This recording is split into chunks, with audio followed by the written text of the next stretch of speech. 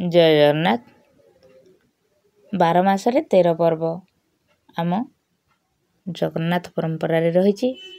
तेरे दर्शक बंधु ए वीडियो रे चिता लगी अमावास्या संपर्क रे कहीं चिता लगी अमावास्या पालन हुए पुरी रे जगन्नाथ मंदिर रे किपरि चिता लगी अमावास्या आ केबे कहीं पालन करागला से विषय रे आमे जानिबा।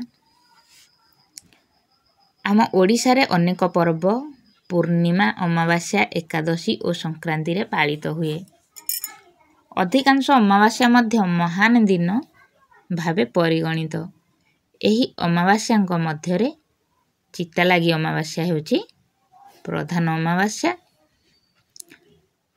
स्नान पूर्णिमा रे श्री जगन्नाथ बलभद्र और सुभद्रा मस्तकरू जेउ चिता गुड़िक लागी करा जाई थाए सेगुड़िक पुणी श्रावण अमावास्या तिथि रे लागी करा जाए।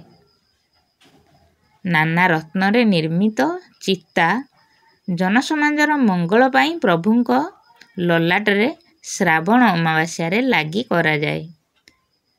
श्री मंदिर रे चिता लागी अमावास्यार प्रचलन त्रयोदश शताब्दी विधि विधान पूर्वक होई आसुछि।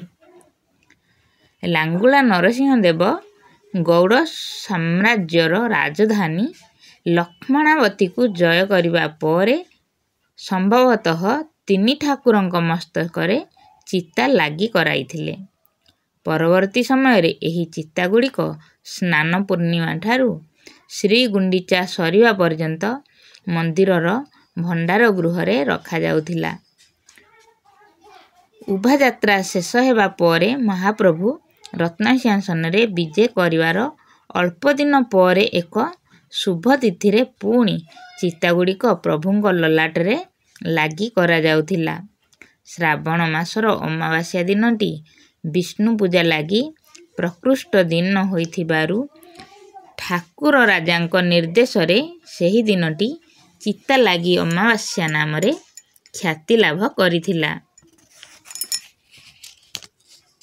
ओडिशा एक कृषि भित्तिक राज्य होइथिबारु चिता लागी अमावास्या विभिन्न अंचल रे भिन्न भावे पालित करा जाए। बालेश्वर मयूरभंज और केन्दुझर रे एही पर्वटी गेंडा कटा अमावास्या नाम रे प्रचलित।